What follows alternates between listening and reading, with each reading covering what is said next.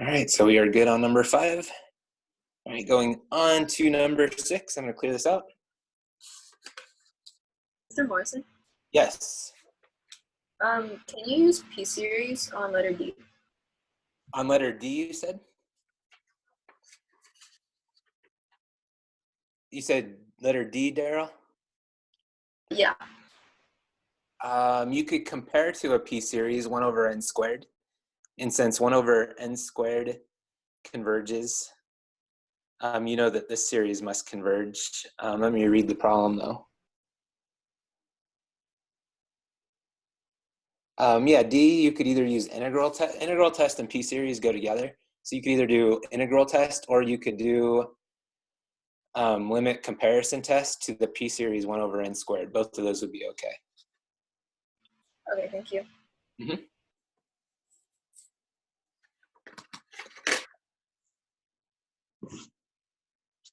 Okay, I'm going to clear this out. Welcome, Eddie.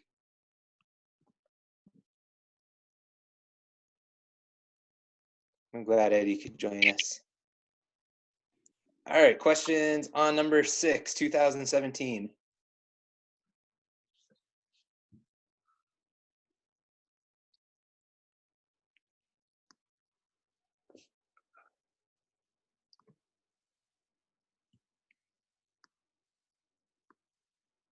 I'd bet my life savings you're going to see something on series.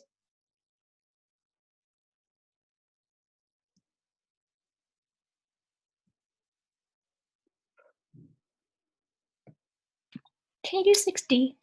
6D, yeah. Let's see. I think I told you to skip 6D, didn't I? Oh. Did someone confirm that? I think you did. Okay, because you shouldn't have to know any of the air bounds. So like Lagrange or alternating series, that was one of the things taken off. So that actually ends up really working out well because these are some of the more difficult problems that I've seen on old Fourier response questions. I kind of feel like some of the concepts they took off were, in some ways, to be nice, knowing everything going on in the world right now. Because I think they could have been more evil than they have been, for sure. Okay, so any questions on number 6?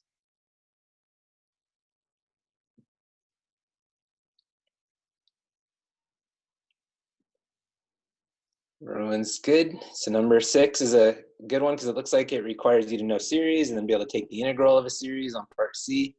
So this is the kind of question I would anticipate you seeing where it requires like multiple parts, like making sure that you know how to do Taylor series and then application of integrals. All right, I'm gonna switch over to 2016. So 2016 now. While I'm pulling that up, for anyone that joined us recently, just know there is more extra credit on School Loop. It's due the last day of this month for Albert, or for the blue book I gave you. It's all the free response questions. And then also Albert.io, I have some more practice free response questions on there that are just for practice, but those are great because you can check all the answers. They have worked out solutions for you.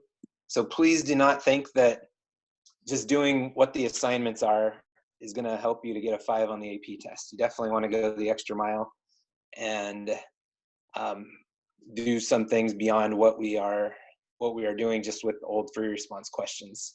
That's kind of taking the place of like talons and things that we would normally do that have seemed to be so helpful for students in the past.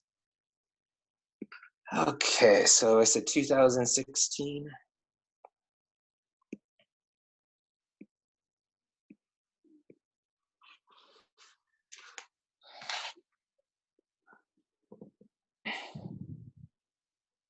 Okay, so I'll start with number 1. I'm guessing it's a rate in, rate out problem.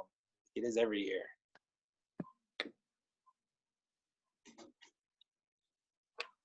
Can you do 1A?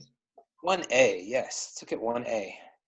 So estimate R prime of 2. So let's know when it says R, we want to know what R is. So R, the key word here is it's a rate. So rate means it's a derivative. That's short for a rate of change. So R is a rate. So r prime would kind of be like a second derivative. It's the rate of change of a rate of change. So if you want to find r prime of 2, notice it says the word estimate. Read the question closely. When it says estimate, that doesn't mean the exact value. Whenever it says the word estimate, what you're usually going to do is find the slope of a secant line around the point. So 2 would go right here. So we don't have what happens where t equals 2, but we know what's happening at 1 and 3. So we're not going to find the instantaneous rate of change at 2. We're going to have to estimate it by using a secant line using the points on both sides of 2. So this would be the secant line is y2 minus y1 over x2 minus x1. So right here, to estimate r prime of 2, and it also says indicate units of measure. That means that's worth a point. It should be an easy point, but read the directions carefully. I don't want you to lose points because you didn't read the directions carefully. It only takes you 5 seconds to write the units of measure. Okay, so r prime of t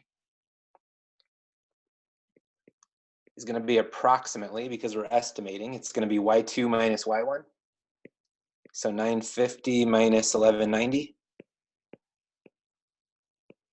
So again, this is the best we can do because we can't find the instantaneous rate of change. We're going to find the average rate of change from 1 to 3 and say that that's probably going to approximate pretty close to what it is at 2. So over 3 minus 1. And guess what? You can leave your answer like this. It's actually better not to simplify, and there's a couple reasons for that. 1, it's a waste of time, and 2, if you make a mistake, you lose the point. So it's better not to simplify. I would just put it in parentheses and then say liters, if it's this, what are we doing? This is in liters per hour. So when we take the rate of change of that, it's liters per hour or liters per hour squared.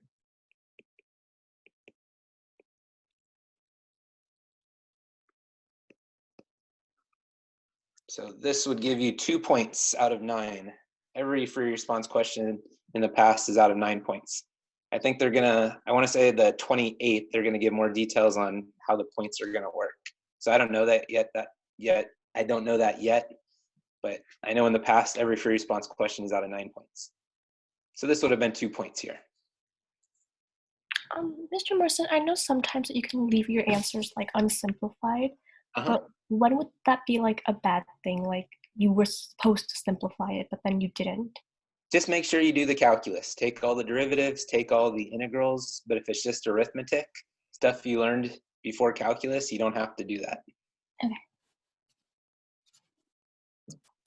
And this one you could simplify. It's a calculator question. If it bothers you, that's fine, but I just be careful. If you're simplifying too much, that'll be a bad thing because that's taking up valuable time on a test that doesn't give you a lot of time. Okay, other questions on number 1? D. 1D. Okay, so on 1D, I'm going to clear this out.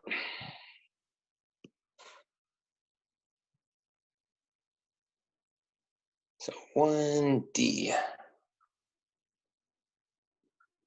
So this one right here. So this is, I said it's a rate in, rate out problem is what I call these. So water is being pumped in. That's the rate going in. This is the rate going out. So W of T is what's going in, is the rate going in. R of T is the rate going out into a tank. So if I was to do W, the total rate is going to be W of T minus R of T. So I want to know when W of T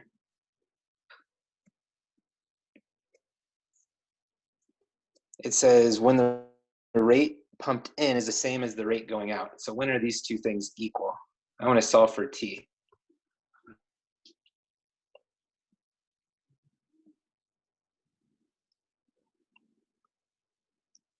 Oh, is there a time? Okay. Okay, so right here, I'm guessing you could do this on your calculator and see if there's a t between 0 and 8. Another way you could do that is focus on where you started and where you finished. So I'm focusing on here and here. So that means figure out what W of 0 minus R of 0 would be. So you plug 0 into both of the functions. So here you see that the rate going in is more than the rate going out when you plug it in 0. So this would be positive. So if this is greater than 0, it starts off positive. And then at the very end, you would do W of 8, plug 8 into your W function. And then you plug 8 into your R function. And this is going to give you a negative number. So here it's telling you starting out at 0 hours, there is more water going into the tank than going out because the total rate of change is positive. At the very end, after 8 hours, you can confirm that the rate going in, there's less water going in than what's coming out of the tank. So that means it's negative. So in order to get from a positive to a negative number, at some point, doesn't it have to hit 0? In the theorem, that's called the intermediate value theorem. It's going to hit every y value in between. Whatever positive number this is right here, to get from that positive number to this negative number, it's going to have to hit every y coordinate in the middle. So I would say yes, at some point, t,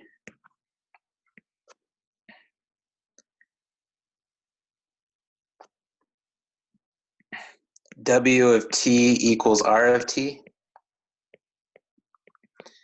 And that's by intermediate value theorem. So think of it on a graph like this. Or was there a question? Oh, no, keep going. Okay, so say you had a negative number here. So let's say at t0, you have a negative, and then at 8, I think that's 8, you have a positive. In order to get from this point to this point, at some point, doesn't it have to have a y coordinate of 0? That's what the intermediate value theorem. It guarantees the existence of some point where the y coordinate is 0 on the interval in between 0 and 8. You're guaranteed some point where the y coordinate, which is the total rate of change, I didn't define that anywhere. I could say, I don't know, whatever you want to call it, A of t. So A of t would be, I'll define A of t to equal W of t, the rate going in, minus the rate going out. So some point A of t has to be 0 to get from 0 to 8. So questions on this one? Okay, so if you were just given a function for R, you could just do W of t minus R of t is equal to 0, and then like graph it on your calculator and find if it just touches 0. And you can find the x-intercept, and then if it touches 0, that should, as long as it's between 0 and 8, if it touches the x-axis, it should tell you that there's a point. You'd have to be able to adequately explain that. You couldn't just say using my calculator. Okay, and also for like, do you have to use like 8 as a point? Because like you could use yeah. Yeah, you good could question. Use, like 1, right? You could use any point you wanted. I just like 0 and 8 because they're so far away from each other. I was thinking that you have your best chance of those being different signs. But yeah, if you use 0 and 1 and they got different signs, that would still guarantee the existence of a point where W of t equals R of t. So yeah, you could use any 2 points. And don't feel like if you're checking your answers, you have to do it the same way that they did. There's often a lot of different ways you can get full credit for the problem. And the graders are aware of that. Okay. And just so you know, there's always at least 2 people that look at your work, sometimes even more. So it's not just based on one person's opinion. And they see a lot of different scenarios that you could approach a problem. Anything else on number 1? Thank you. Good questions. Can we backtrack to 1B? Yeah, let's do 1B. So we're going to use LRAM, a left Riemann sum. So again, I'm kind of over just trying to rush through these. I'm just taking my time. If we don't get to everything to 2008, that's okay. I want to make sure that we have time to talk about the problems. And I think by going too fast, it's not going to be beneficial. So we are limited on time, obviously, only meeting a couple hours a week, but we're going to try to make the most of it. And I am trusting you guys to really stay motivated outside of the time we have, because without talents or anything like that, that definitely makes it more challenging. So yeah, I really hope, more importantly than ever before, you guys make sure you have a schedule and a routine and just stay on top of this. I know I keep saying it. I sound like a broken record, but I'm okay with that. All right, so 1B. So use LRAM with 4 subintervals to estimate the total amount. So that's one application of integration, to find a total amount, an accumulation. So I'm going to do 1B now. Total amount. So I'm going to use LRAM here. So for 1B, what I'm doing, we're focusing on total amount removed. So that means it has to do with R of T. So R of T is how much is being removed. So read carefully during the first 8 hours. That means we're integrating from 0 to 8. You don't have to actually write the function here. As long as it's defined as R of T, you can just say R of T. Again, save yourself the valuable seconds. You know what? It doesn't even give you a function for R of T. So you have to write R of T here. So I'm going to say the integral from 0 to 8 is approximately, since we're using LRAM. So Riemann sum is the same as, left Riemann sum is the same as LRAM. I think you guys all know that. So using LRAM here, I'm going to create different rectangles. So this first rectangle has a base of 1, then we have a base of 2, then we have a base of 3, then we have a base of 2. That gives me the base of each rectangle. So it's going to be 1 times something plus 2 times something. So this is 1, 2, 3, and 2. The difference between 6 and 8. Sorry, it's messy, but it's 1, 2, 3, and 2. So 1, 2, 3, and 2. And then for LRAM, you're using all of the white coordinates except for the last one, because 700 is only used for RAM.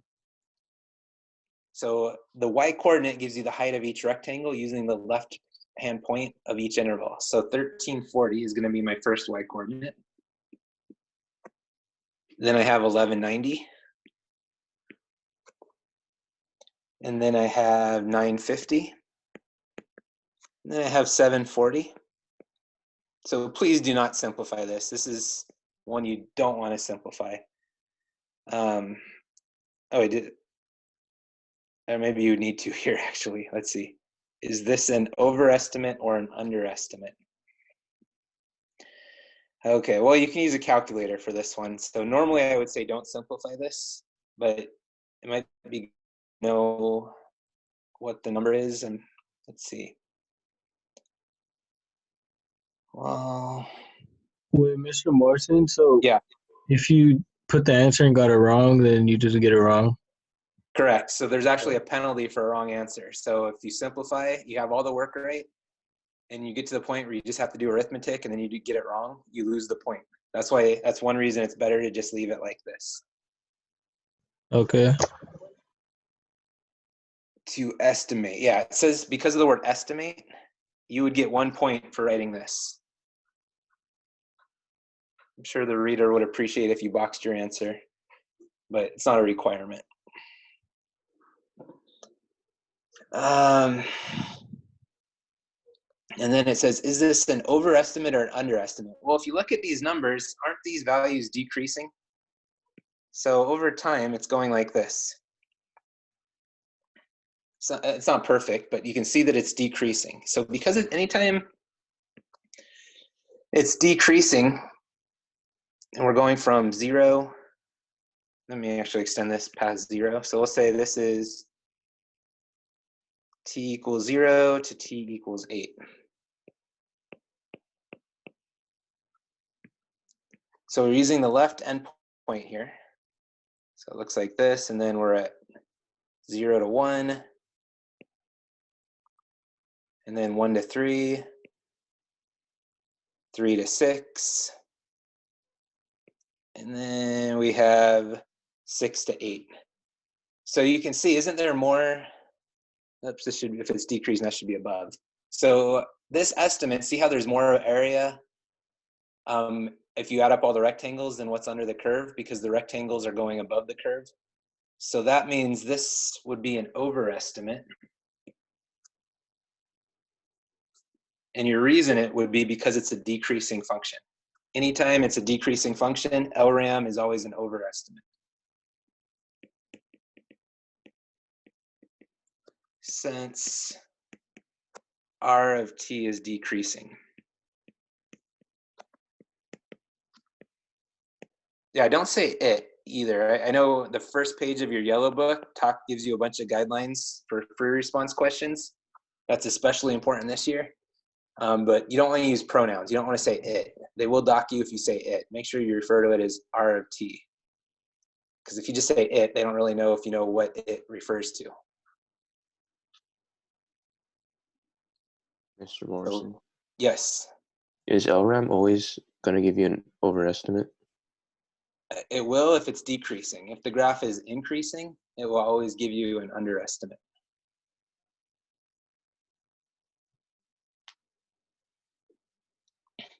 And then trapezoid rule has to do with concavity, like if it's concave up or concave down, in terms of if it's over or underestimate. And then I think it's backwards for RAM. I think it's an overestimate if it's increasing and an underestimate if it's decreasing. So I probably want to confirm that, but I'm like 95% sure.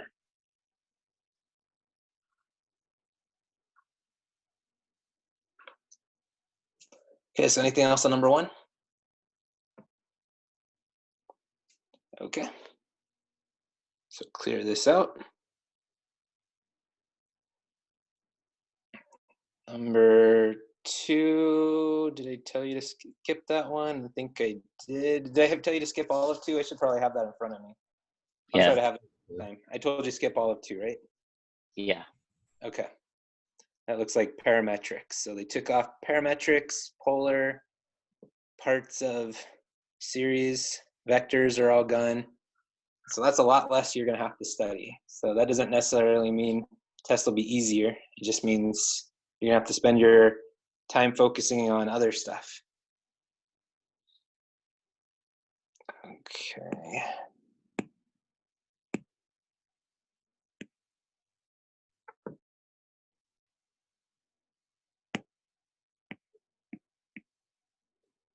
What's going on here?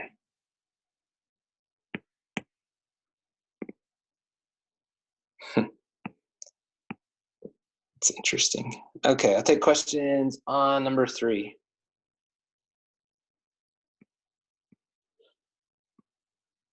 Can you do 3D? 3D, I can. So let's look at 3D.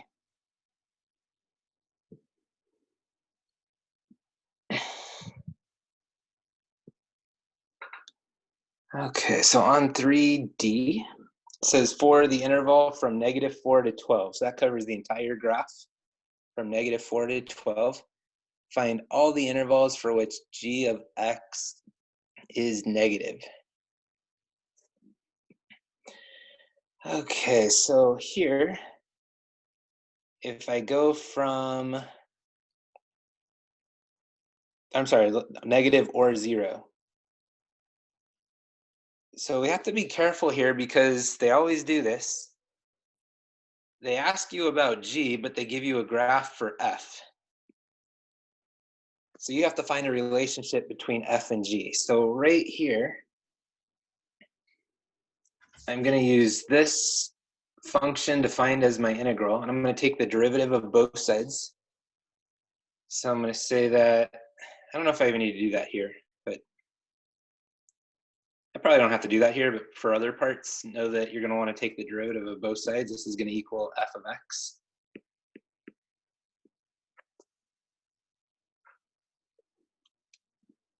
So for this one, know that g of x is the integral. So if you're going from 2 to x, let's see, from anything going from like -4 to 2. So if x was -4, you're going from 2 to -4. Anytime you're going from right to left, that means you're going to take the opposite of the area.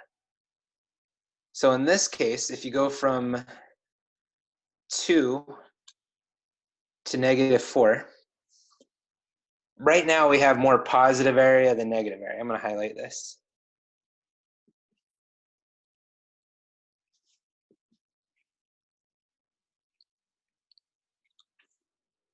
So hopefully everyone can see more area above the x-axis than below.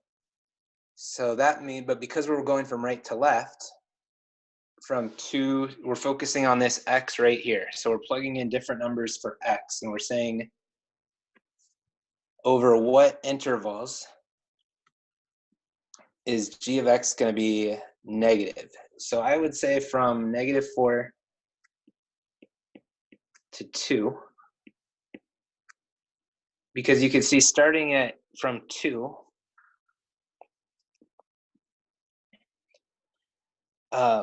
anything going from 2 to -4, there's going to be more positive area than negative area.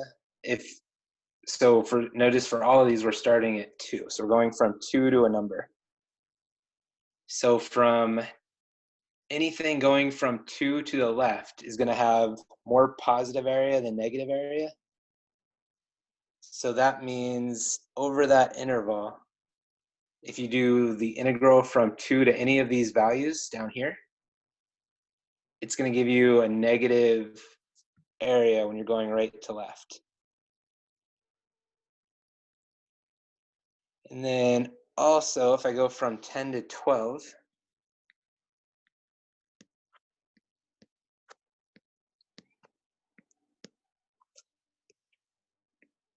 it's going to be right here. This is kind of a tricky one. There's a lot of little twist on this one here. So if you go from 10 to 12, so like think if you go from like 2 to 12, you're going to have to find the areas. So let's find some areas here. So from 2 to 6, this area in here is a triangle. So it's 4 by 4. So half of 4 times 4 is 8. So this area would be 8. This area will be -8. So that's just going to be a wash when you're taking any x value there from 2 to that number. It's going to give you a positive area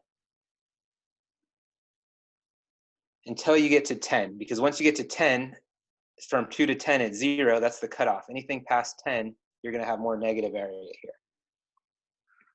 So this is going to be a tough conceptual problem because you have to think of all the possible x values going from 2 to that number, and then realize that it's going to be at the critical points or the endpoints where it changes. So like -4 to 2. So that's where you really have to test. Test at -4 and 2. Test at 6, 10, and 12. So if you test the critical points and the endpoints, you know it's going to work for everything in between when you're doing your interval.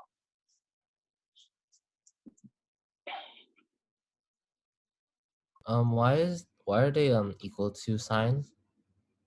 Just because it says or equal to 0. So like at the critical points, it would equal 0 where it changes. So like right here at 10, and then if it goes beyond 12, it's going to include 12, and it's going to include the endpoints here. And then also at 2 would be a critical point. So it's going to include that where it equals 0. So let's say if it wasn't equal to 0, would the 2 and 10 not have equal signs? Correct. If it said just less than 0, then you would not include 2 or 10. It's a good question.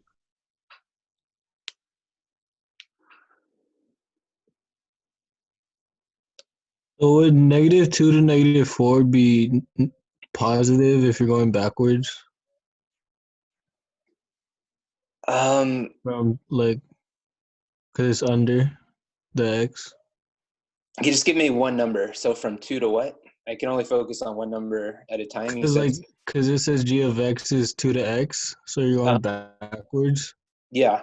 So above the x-axis would be negative, and then would it be negative, and then -2 to 4 would be positive? -2 to -4?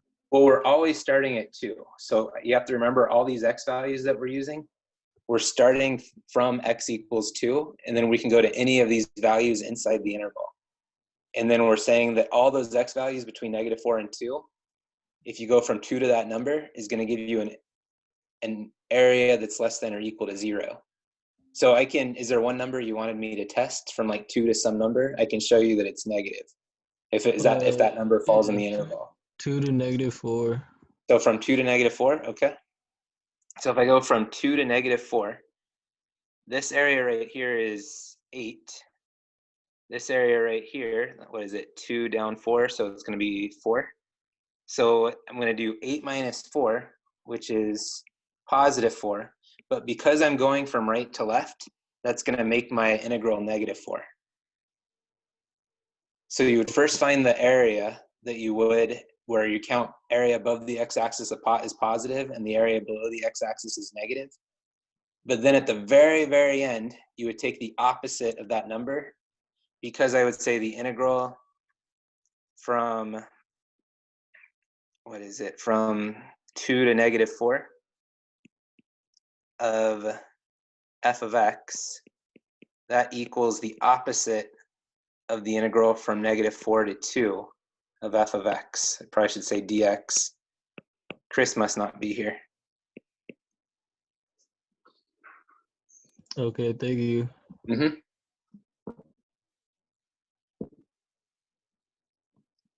You there, Chris? I haven't checked yet. I always have to see if Chris is here. I want to know if someone's going to catch me when I don't put dx. I guess not. That's disappointing. All right, other questions on number 3? Yeah, 3C. 3C, let's look at 3C. So I'm going to clear this out.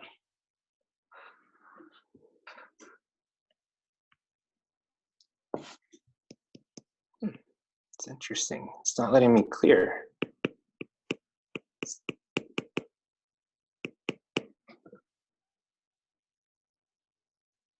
Never seen that before.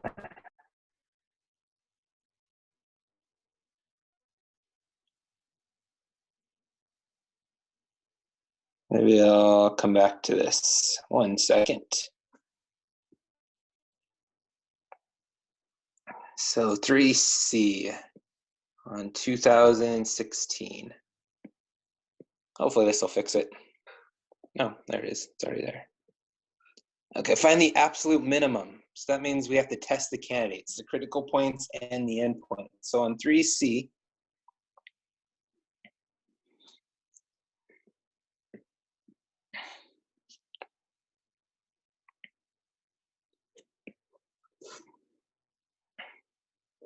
still not giving me the clear option. Oh well.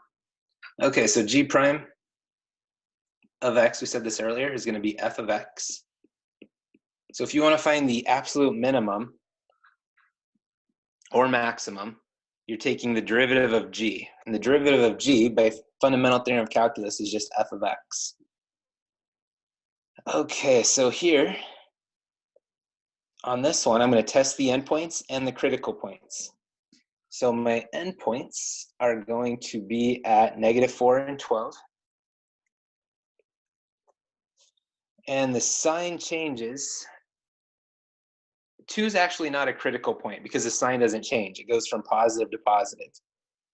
So 6 would be a critical point. Same thing at 10. 10 would not be considered a critical point because it goes from negative to negative, even though the derivative is 0 at that point. So I only have 4 candidates here for my absolute minimum. So I'm gonna write for 4C test candidates. This is what I would write so that whoever's grading your test knows what you're doing.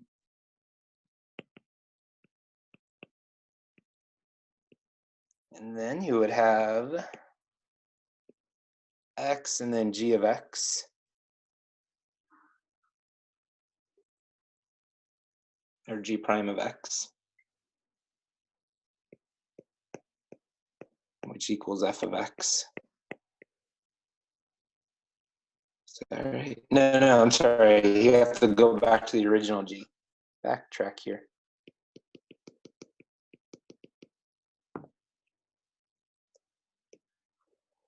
Okay, so g of x.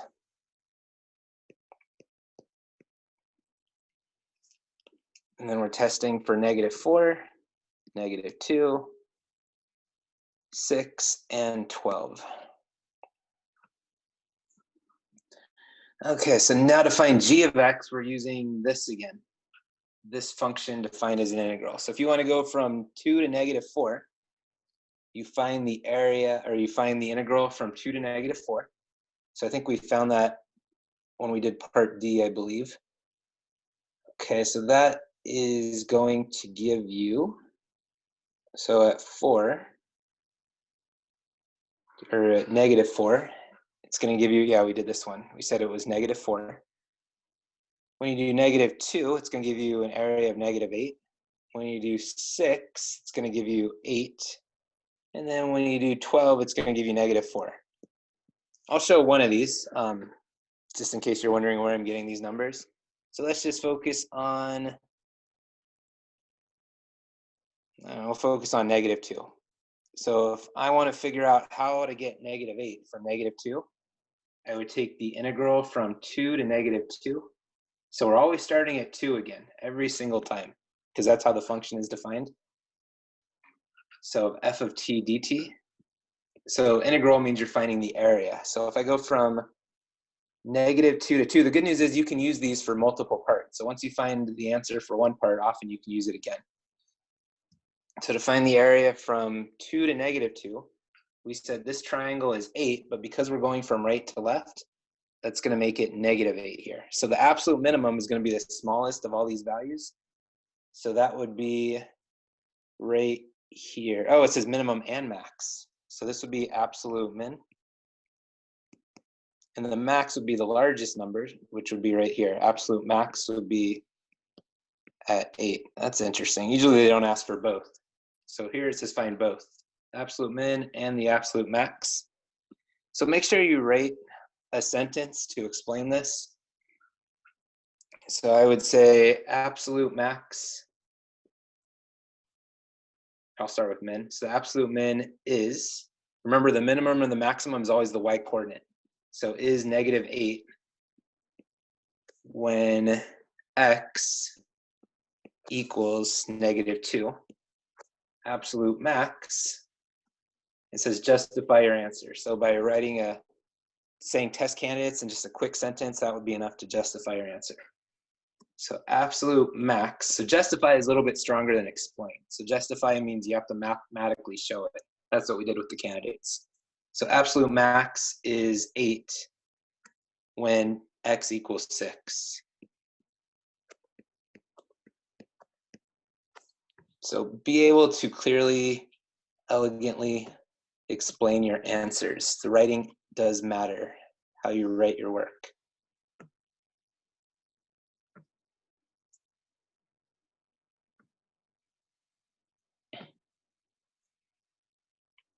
Just while I'm thinking about it, I think I talked about this last week, but if it says, if you're doing a sign chart is not enough to justify. So like this is a separate problem. This has nothing to do with letter C, but just say you have f prime of, I don't know. So let's say this was 2, 0, 4. Let's say you did f prime of 1, f prime of 3. Let's say I went from positive to negative. So you would say max at x equals 2, since f prime of x changes from positive to negative. I'm sure if you abbreviate, that's fine, as long as the grader knows what you're talking about, but make sure you write a sentence to explain your sign charts. Because that was decided not too long ago that I think if you go a decade back, it would have been okay to do a sign chart, but not anymore. They want to make sure you understand what you're doing on the sign chart. Okay, so other questions on number 3.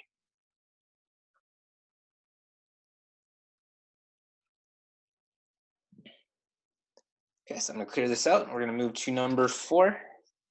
Yay, let me clear.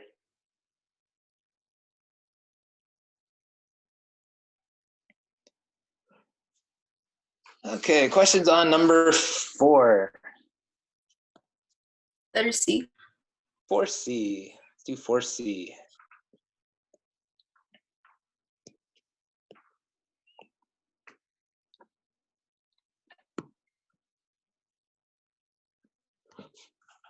So whenever you see a differential equation, not whenever, but most of the time, you are going to want to separate the variables, but let's see if we need to on 4C. Maybe you have to do that for a different part. So on 4C, g of x is your solution to the differential equation. It gives you an initial condition. So g of -1 equals 2. So let's find the limit. Okay, so I'm going to say the limit here as x approaches -1. Well, when you plug in -1, you can easily see the denominator is going to be 0. Let's see about the numerator. What's g of x? So, it tells us here that, this is why it gives us this. So g of -1 is 2. So when you plug in -1, 2 minus 2, doesn't that also give you 0 in the numerator? So when you're plugging in -1 on top and bottom, you're going to have 0 over 0. So this one you have to know, first step, to use L'Hopital's rule. There's always a chance you can do L'Hopital's rule when you see limits. So make sure, see if you have 0 over 0 or infinity over infinity. So because I have 0 over 0 here, I'm going to take the derivative of my numerator. So the derivative of -2 is just 0. Then I'm going to take the derivative of my denominator using chain rule. So I'm going to bring the 2 to the front, times 3 is 6. Keep the inside the same. Subtract 1 from the exponent is just 1. Times by the derivative of x plus 1, that's just 1. So it's going to look like this here. And now when I plug in -1, I have 0 in the denominator again. What happens to my numerator? Can I do L'Hopital's rule again? Let's see. Well, g prime of x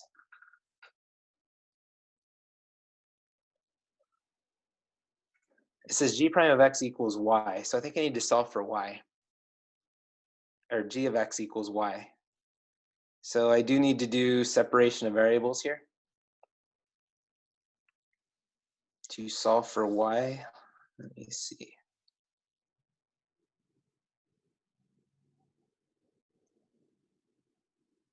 Let's see, so if I have g prime of x, oh, you know what? I'm okay, because g prime of x is the same as dy over dx. So I can write this as g prime of x equals, so that's the derivative of, if y equals g of x, then dy over dx equals g prime of x. So this is going to equal x squared. So I'm doing a little scratch work here. So if I want to find g prime of, what are we plugging in? We're plugging in the limit as x approaches -1. So this is going to be -1 squared minus 1/2 y. Well, y is just g of x. So instead of y, I'm going to write it as g of, we're doing it for x is -1. So y is g of x, and we're testing where x is -1. So this is going to equal 1 minus 1/2 times g of -1, that equals 2. So 1 minus 1/2 times 2 is just 0. So that tells me all that work to tell me that my numerator is going to be 0. So I can do L'Hopital's rule a second time. This is a fun problem. So the limit, I don't know who came up with this problem, but I'm impressed. So the limit as x approaches -1, I take, because I have 0 over 0 again, make sure you show that or explain it somehow that you can do L'Hopital's rule. So I should probably write somewhere, I'd probably just use L'Hopital's rule and show the work. This gives you 0 and the denominator is 0. So this is going to be g double prime of x. When I take the derivative of my denominator, it's just going to be 6. So this requires you to make a lot of connections here, which is very common for free response questions. So now, where are we at? Show the work that leads to your answer. Okay, so it's not going to be L'Hopital's rule again if we have 6 in the denominator. So for this part here, this is going to equal, we have to figure out what g double prime is. So I'm going to do more scratch work.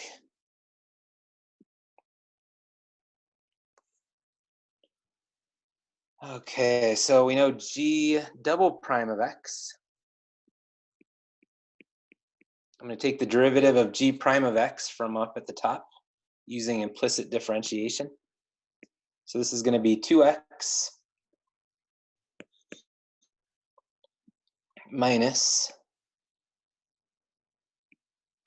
1/2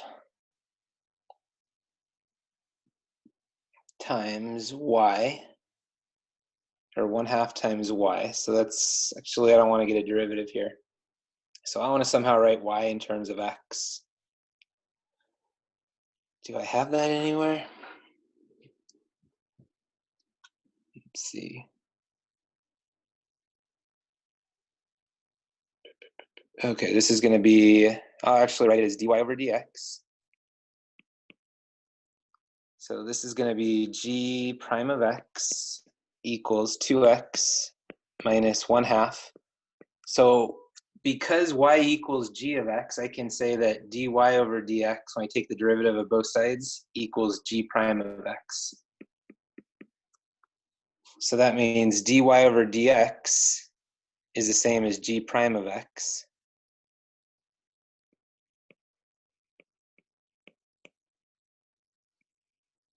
So this is going to become 2x minus, I'm just writing the same thing again, not sure why. Okay, so now I'm going to find g double prime of, because we're taking the limit as x approaches -1. It's going to be g double prime of -1 equals 2 times -1 minus 1/2. We already found g prime of -1, I think. So g prime of -1 was just 0 up here. So times 0. So g double prime of -1, which is what I'm interested in, is going to be -2. So then I have the limit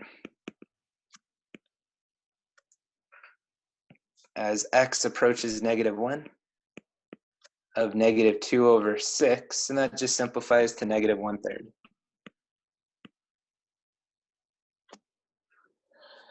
So lots of scratch work there. Good luck fitting all this on a paper. Well, I guess you can use as much paper as you want this year, since yeah, you can upload the pictures. So that was a hard one for what seemed like an easy one when I first looked at it. Not so much hard, just long. Lots of parts. So any questions on Force C before I move on?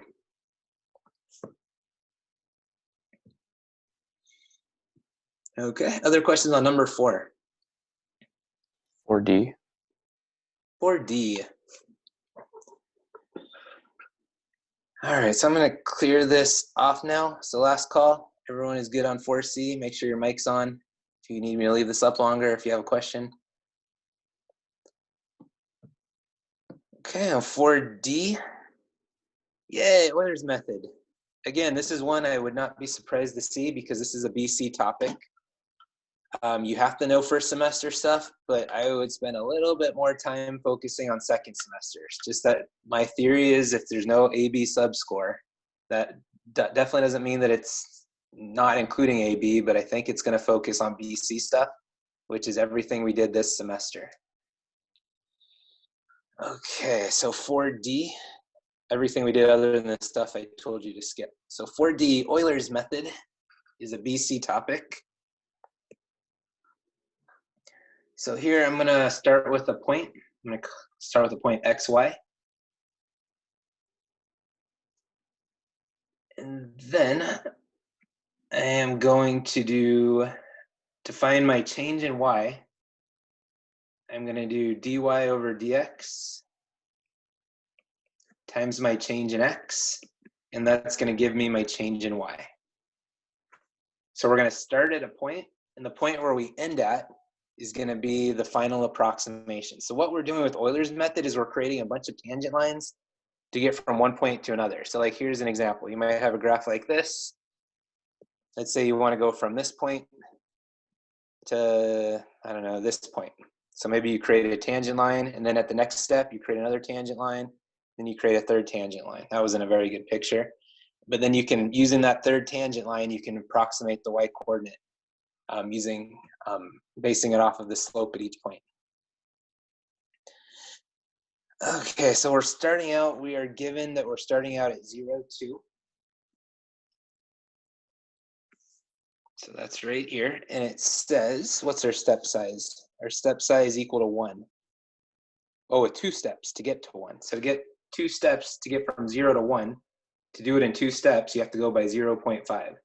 So change in X will always be 0.5 here when you're plugging into the formula.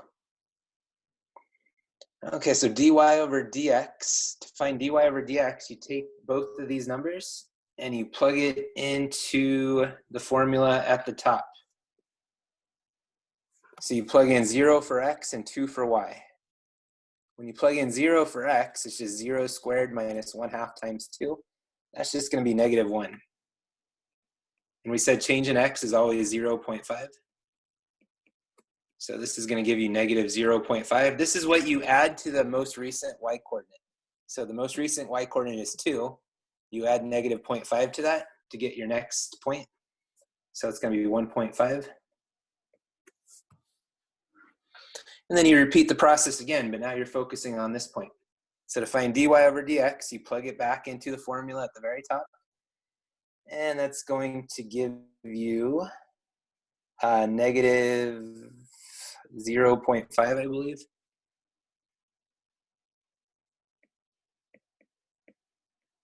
And then you times it by the step, the change in x, which is 0.5. And this is going to give you negative 0.25. And that's what you add to the most recent y coordinate. So you add negative 0.25 to 1.5. That's going to be 1.25, and that's your answer.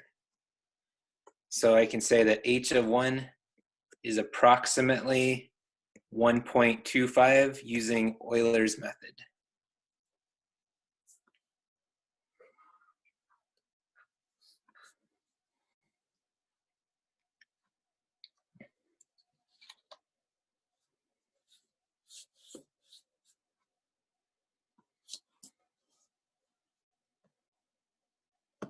So, other questions on number 4?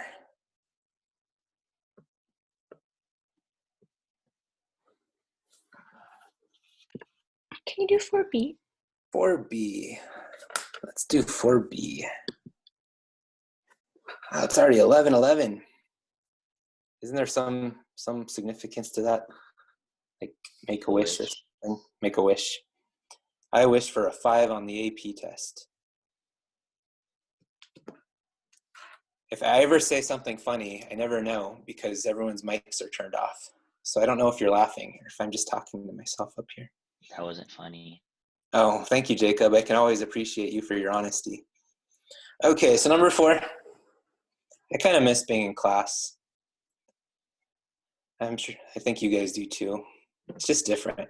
but we just have to make the most of what we have to work with. So 4b. So this one here.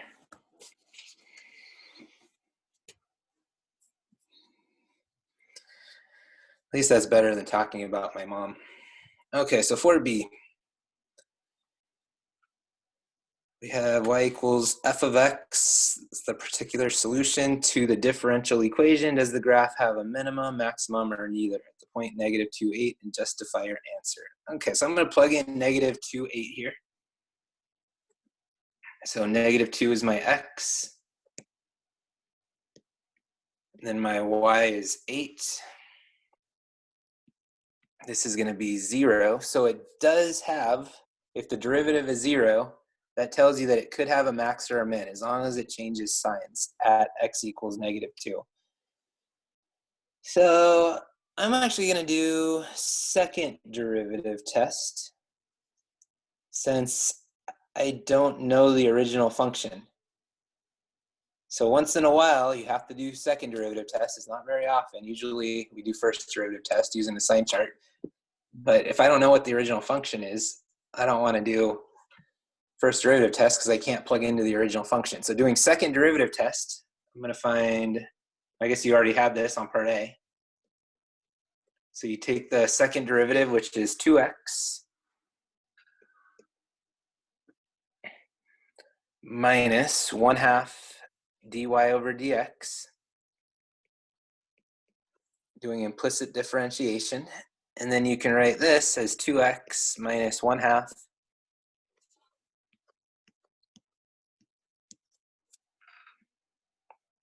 so dy over dx just becomes x squared minus 1/2 y.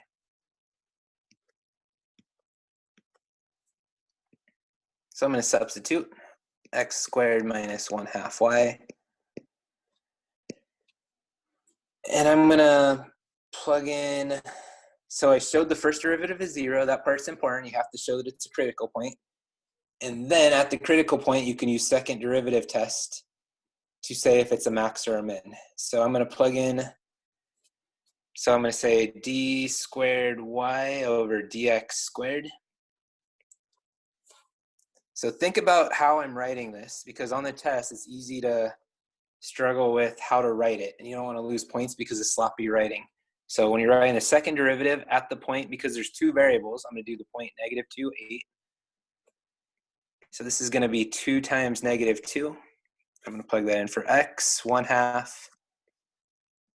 This is one you probably do need to simplify because you need to know if it's positive or negative. So minus 1/2 times 8. So this is going to equal, when you simplify this, it's going to give you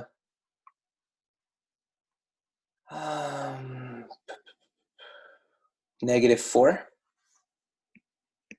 So when the second derivative is negative, that means your graph is concave down at that point. So if the graph is concave down at the point, doesn't that create a maximum? So by second derivative test,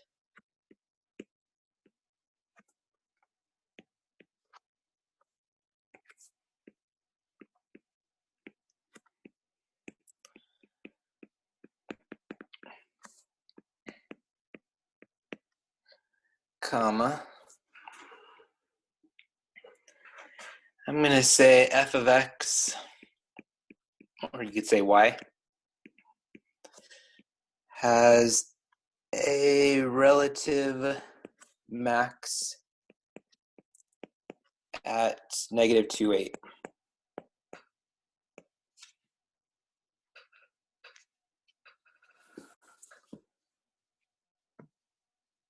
So it is, even though it's not worth your time to simplify arithmetic, it is worth your time to make sure you're thoroughly explaining things.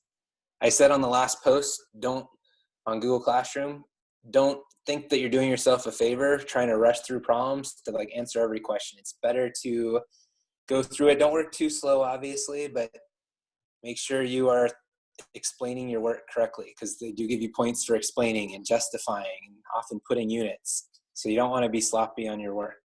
So it's better to focus on getting the points rather than just doing the minimum and then moving on to the next part. because often it doesn't take a lot more work to add a couple words to explain something. So that's valuable use of your time. And we're especially having to be strategic because of the short nature of the test this year in terms of how we use our time. Okay, so other questions on number 4.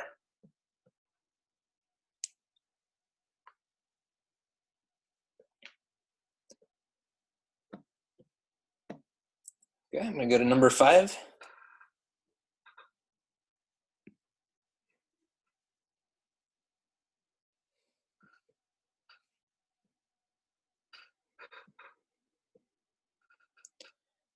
Funnel. Have fun with the funnel. All right, so questions on number 5. Letter B. B, so find the volume of the funnel, okay?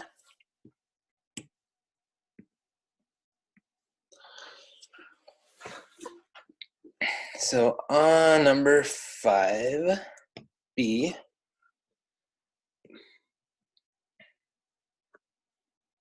so the volume of a funnel,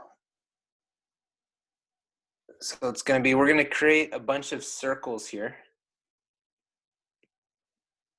And we're gonna go all the way from here to the top. So we're creating cross sections that make circles. So the area of a circle is pi r squared.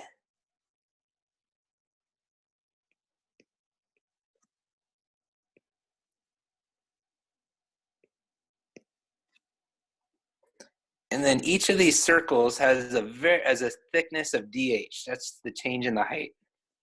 It's actually, so all these circles are technically cylinders, but they're so thin that they look like circles because there's infinitely many circles here. So the thickness is, you can't even like see them because their thickness is, it's like a piece of paper. It has thickness that's so even smaller than that, the thickness of a piece of paper. So here I'm gonna say dh. So this would be the formula for my cylinder. It's pi r squared times the height, which is the change in h. And then we're going from 0 to 10. So we're adding up all of the cross sections, all of the cylinders with thickness that's so small you can't even imagine. So if we're going from 0 to 10. And we know what r is, so I'm going to say v equals, I want everything in terms of h. So it's nice that r is already by itself. So this was a 10 here. So we're going to take the integral from 0 to 10. If you want, you can pull out the pi, but not a requirement. And then we have r squared. So the r is going to be, you can also pull out the 1 over, no, you can't pull out the 1 over 20. You could pull out a 1 over 400, but I'll just leave 1 over 20. Times 3 plus h squared.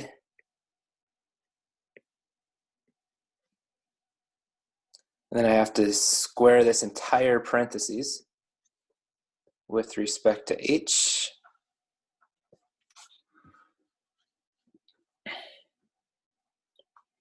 And from here, this is a non-calculator question, so we actually need to figure out what this integral is. So I'm going to write the volume equals pi times the integral from 0 to 10.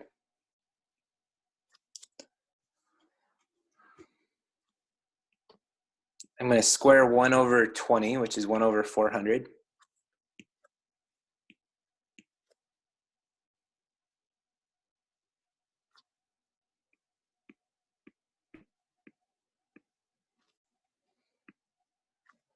Okay, then I have 3 plus h squared. I don't know what's going on with my stylus. dh. So I'm going to pull out the 1 over 400. This is pi over 400. Then when I integrate 3 plus h squared from 0 to 10, with respect to h, it's going to be 3h plus Then when you integrate h squared, it's h cubed over 3. And I'm guessing you guys are okay from here. So again, you don't have to simplify this. What you do need to do, if you could leave your answer, I'll show you how you can write your answer though. So you could write your answer like this. It's going to be volume equals pi over 400.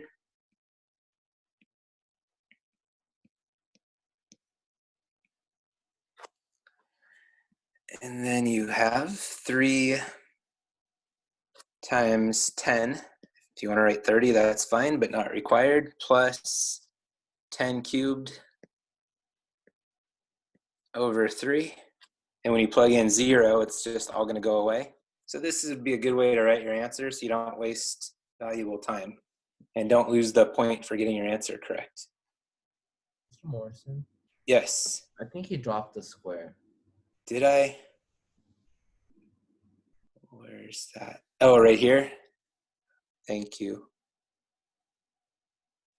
Oh, man. So let's see. So when you integrate that, okay, so when you integrate this, I'm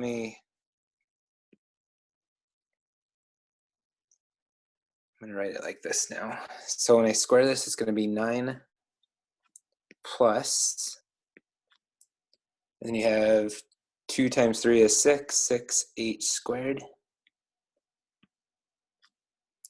plus h to the 4th.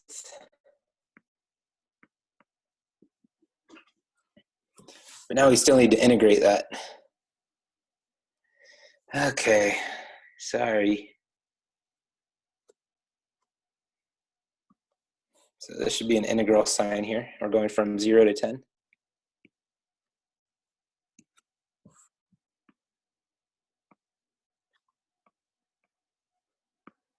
With respect to h, you guys are okay from here, right? So the answer would be wrong, but you can see the idea behind how you write your answer. So you're just doing power rule for integration now. So any other questions on number 5?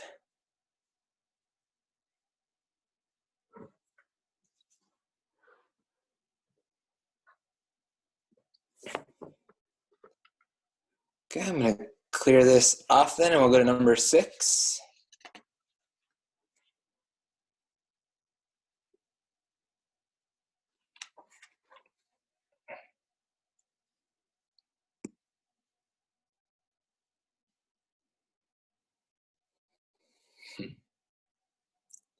Okay, questions on number 6 now.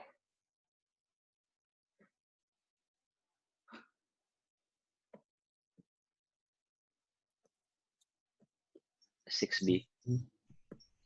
6b. Okay, let's look at 6b. I didn't tell you to skip 6b. No, you said six D, I think. Which ones did I tell you to skip? Next time I'll try to have that in front of me. I think you said 6D. Just 6d? Okay. Yeah. Okay, so 6b, I think they did take off interval of convergence, but I might have left this because I can't remember if I had a reason for leaving this one. Sometimes, like, even though like they might not directly ask you about radius of convergence, there is a part of the problem that you might need. But this one, let's see. Okay, if the radius of convergence is 2,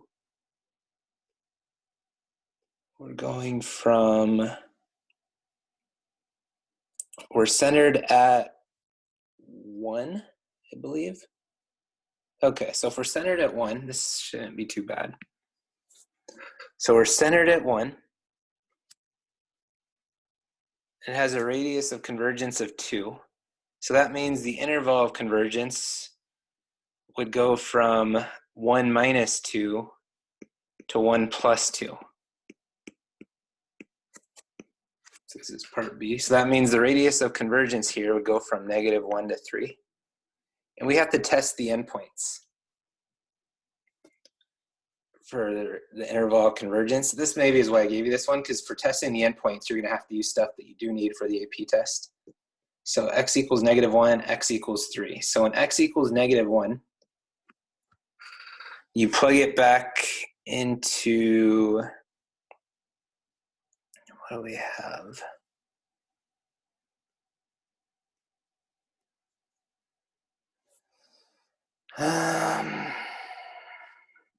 You think for this one, you have to use your answer to part A.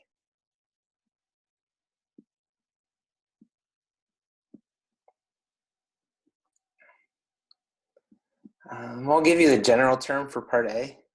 If you have a question on that, we could still do it, but I think it was -1 to the n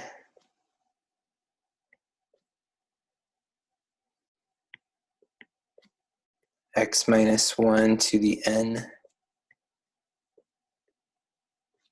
over 2 to the n times n. So if you plug in -1 for x, what we have here is -1 to the n.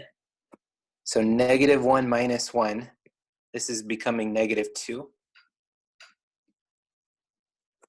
to the n over 2 to the n times n. So let me separate this part. We don't need that anymore. We just need that to know what the endpoints are. Okay, so this becomes, if you times -1 and -2, that becomes 2 to the n on top over 2 to the n times n. So this equals 1 over n. Isn't this harmonic? So because this is harmonic, this diverges. So that means we do not include -1 in our interval of convergence. So let's test for 3 now. So for 3, it's going to be -1 to the n. And then 3 minus 1 becomes +2. So I plug 3 into the original formula from part A. So 3 minus 1 is 2. So that's 2 to the n over 2 to the n times n. So 2 to the n times 2 to the n, it should be -1 to the n.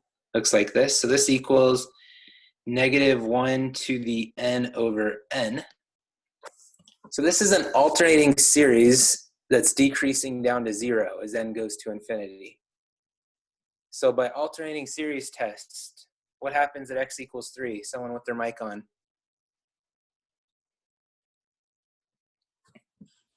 Converge.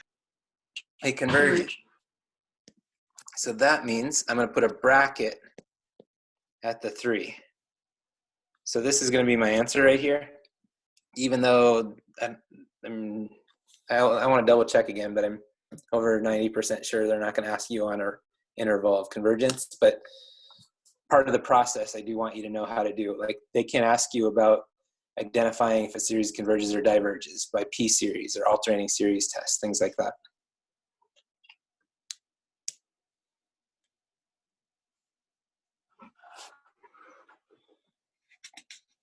So any other questions here?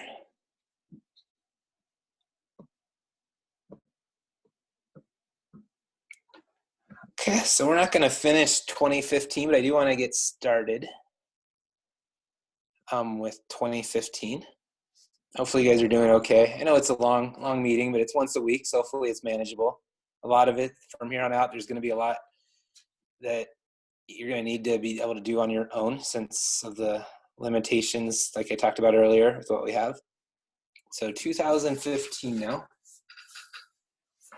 Move some stuff out of the way.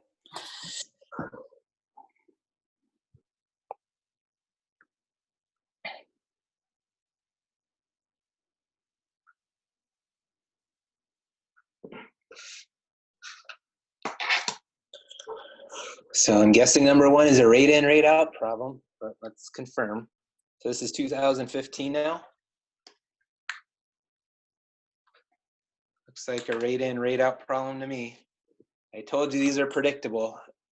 There's no reason you shouldn't do well if you put in the time. But again, waiting until the week before the AP test to try to really take it seriously is not going to end well for you. So make sure that you are, I don't want to use the word struggle, but maybe I do, struggling through these because going through the struggles, what's going to make you stronger and more prepared for May 12th.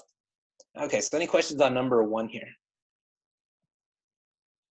1D. 1D. I feel like you guys only asked me the hard ones. I want to do some easy ones. Just kidding. All right, so 1D, just from first glance, looks like it's a little bit harder. All right, 1D. The pipe can hold 50 cubic feet of water. So if you guys are feeling discouraged by me going over this, remember, most of the ones we're doing here are the harder problems. So as you probably are well aware. So 1D, write but do not solve, so that's important, an equation involving one or more integrals that gives the time when the pipe begins to overflow. Okay, so we're gonna do starting value plus net change.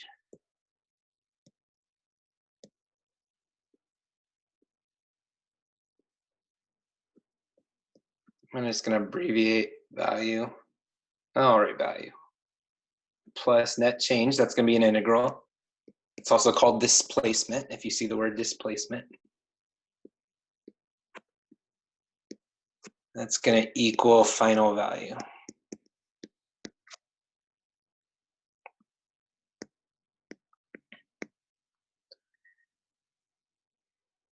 So it can hold up to 50 cubic feet before overflowing. So that's gonna be the final value before it overflows.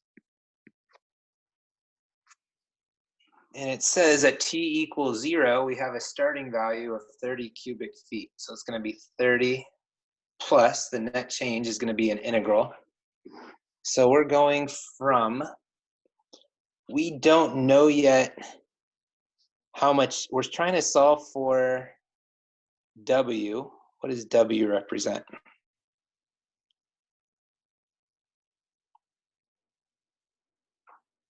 So from, we're starting at 0. So it's gonna be sometime, that's a dummy variable. Oh, here it says W. Involving gives the time. So the time, we're gonna call it W. So we're trying to solve for the time. So we're saying at what time does it reach the point where it's holding 50 cubic feet and begins to start overflowing? So 0 to W. So the integral is gonna be the rate in minus the rate out, like the one we did from 2016, and pretty much all of them have a rate in, rate out problem. So in this case, we have R of T. That's the rate at which water flows in. Then D of T is the rate at which it flows out. So I'm going to say R of T, how much is going in, take away how much is going out. And this is going to be with respect to T. So we're not asked to solve this equation. We just have to write an equation. So we are done.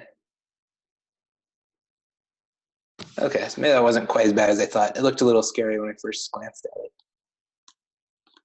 You just said key is so much, I keep saying it again. I know I always sound like a broken record, but knowing what to do first step. That's why the yellow book, I think, can be your best friend as you kind of work through the free response questions and getting in the AP test. There's that section in the yellow book that says when you see this in one column, do this in the other. So that can easily add a point to your AP score. It could take 4s to 5s. And 5, I guess if you're already at a 5, then you can go for that perfect score and then get on the news. That would make you cool. Okay, so other questions on number 1.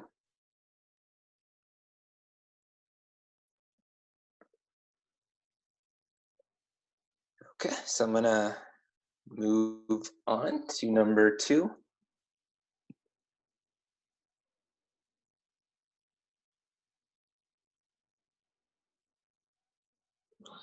Number 2 looks like a vector problem, which goes with parametrics, so that is not included. Just to make sure though, did I tell you to skip all of number 2? Can someone with their mic on let me know if they skip all of 2? Okay, like I said, next time I'm gonna try to remember to have the skip problems with me, so I have to keep asking you. All right, so let's go to number 3. because I went through this pretty closely before I sent that out. So you guys should hopefully know all the problems to skip. Hopefully you printed out all the FRQs through 2008, crossed off the ones you don't need to do. Okay, so number 3, there's no graph here. Usually 3 has a graph, maybe not 2015. All right, so questions on number 3.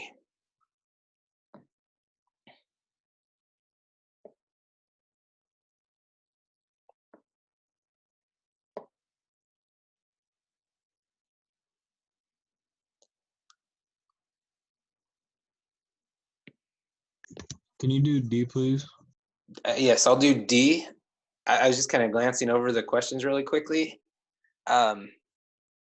Just looking at something like this, explain the meaning of, I could really see something like that being on. I'm just trying to anticipate because I don't know exactly what the test is going to look like, obviously, or even, I mean, maybe I'm trying to get in their heads, but I can see something like this because makes it hard to cheat if it says explain the meaning of something, because everyone should have their own answers. So just something like B, when it says explain the meaning, I would probably plan on at least one or more questions looking like that. So let's look at D. Okay, so D, based on the model, B, where's B? Is that Bob's velocity? From part C. And I keep thinking of things, but these are good. That's okay. I'm okay using time with this. I talked about this before, but I want to, for some of you, I'm reminding, if you missed last time I said it, if you don't know the answer to C, just write down an answer and use it on part D. You can still get full credit on part D if you correctly use the answer from part C. So make sure that would be like the worst thing you could do is read part D and say, oh, I didn't even know how to do C, so I'm not going to do it. Just write down an answer and then use that answer. And it talks about that on the first page of your yellow book. So that first page is really helpful for FRQs. So let's look at D. So based on the answer for part C, or the model, find Bob's average velocity. So if it says average anything, as long as it doesn't say average rate of change, average anything else, you do integral over interval.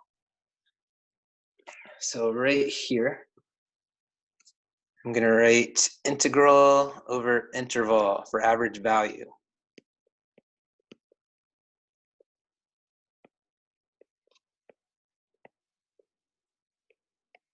So that's going to be his average velocity. So AV, I'll abbreviate it. Mr. Morrison, how do you know you do average value? Because you see the word average. If it says average rate of change, you do y2 minus y1 over x2 minus x1. If it says average anything else, you do integral over interval. Okay. So the only time you don't do integral over interval, when you see the word integral over, well, I said value, that was weird. Integral over interval is when it specifically says average rate of change. So integral over interval. So again, this is such a key part of the test. I can't stress this enough, and I'm going to say it till I'm beyond annoying. So much of the calculus test is knowing what to do first. So that's what you're really going to be focusing on over the next few weeks. Because the math itself isn't that hard. It's knowing what to do first step, and then from there, you're usually going to be okay. Okay, so the integral is, I'm going to take the integral of, oh, here's my b function. I was hoping there was a b function somewhere. And we're going from 0 to 10. So I'm going to integrate from 0 to 10 of t cubed minus 6t squared plus 300 over the interval from 0 to 10. I mean, you could do that in your head, but it's 10 minus 0, which is just 10. And then from here, I would write this as t to the 4th over 4 using power rule minus 6t cubed over 3, which is 2t cubed, plus 300t over 10. Okay, so this is going to equal how you used to write your final answer here. This is not complete.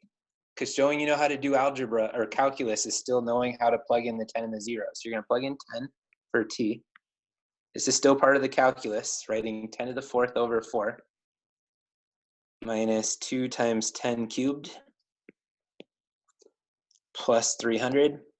And then when you subtract, when you plug in 0 everywhere, it should be 300t. So 300 times 10. When you plug in 0 everywhere, it's just going to give you 0. So you don't have to plug in 0. You do this over 10. I would reread the question, make sure it doesn't say unit or explain or anything like that. It just says find the average velocity. We have found the average velocity. You do not have to ever, I shouldn't say ever, but most of the time, you don't have to simplify arithmetic unless there's a specific reason that you need it for something, like to compare to another number. But if it's something like this, just leave your answer like this, you get full credit. I promise. I wouldn't lie to you. But if you don't believe me, you could always do a quick Google search if you're nervous about that. I'm okay with that. It's okay to question things. Or talk to other people that have taken it. They actually they encourage you not to do arithmetic just because they don't want you to lose the point. I don't want you to lose the point, and I'm definitely sure you don't want to lose the point. And it's also a time saver. It'd be so sad to do all this work and then simplify it wrong and then just lose the point. Okay, so other questions on number 3. Can you do B? 3B, I can. Let's look at 3B. It's an RM, right Riemann sum. So I'm going to clear this out.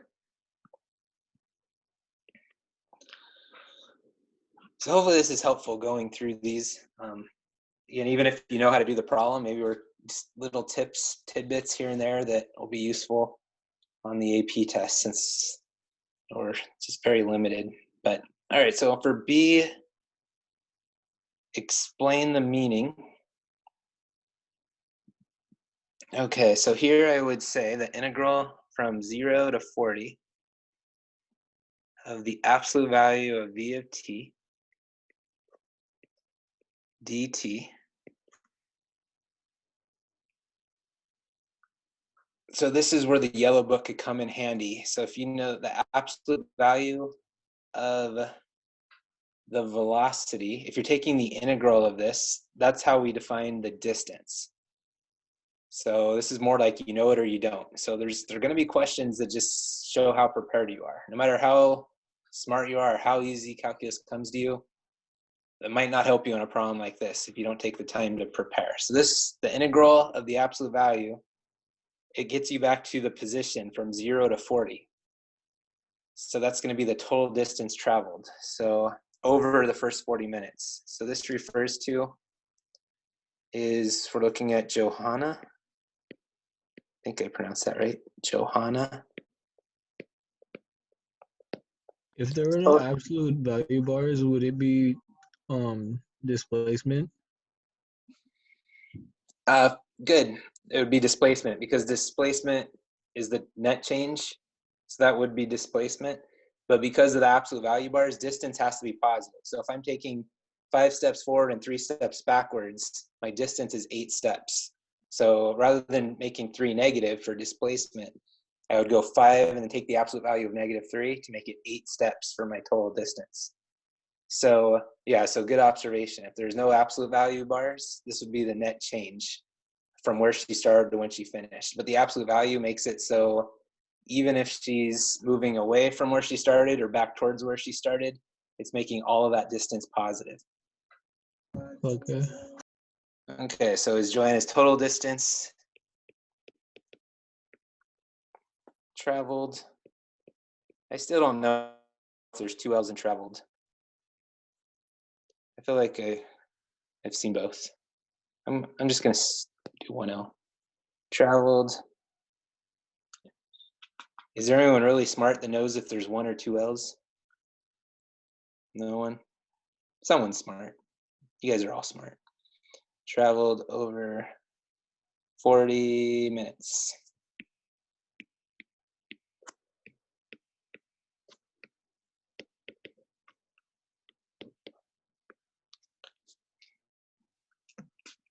I think that's all you have to do, but let me double check. Explain the meaning. Oh no, it's not RM. One L is for American, and then 2 L's is for British. So I'm an American. That's good to confirm. Thank you. I know I've seen both before. It's just like judgment. It's one of those words, some people spell it with an E, some people don't. It's just, I guess, more than one way to spell it. Okay. So RM, so this base is 12 times something. So the next base is going to be 8 to get from 12 to 20. To get from 20 to 24, it's going to be 4. And then to get from 24 to 40, you travel a distance of 16. And then for RM, you're using every y coordinate except the first one. You're using the right endpoint of each subinterval. So that means you're not going to include this. That only goes with LRAM, not RM. So I'm going to be using 200, 240, negative 220, and 150. And this is a great one to not simplify. So 200, 240.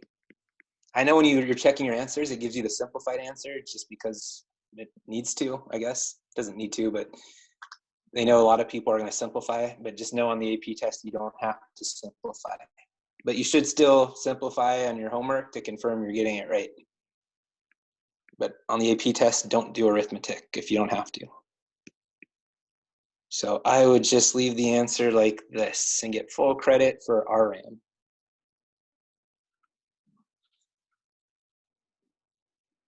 Does it say include units? It doesn't. But I'll say meters just in case. If it doesn't say to include units, you won't get docked for not. But I would just get in the habit of putting units because some problems do require it.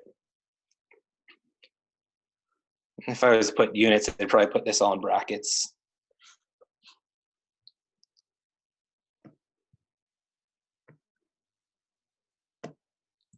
So anything else on number 3?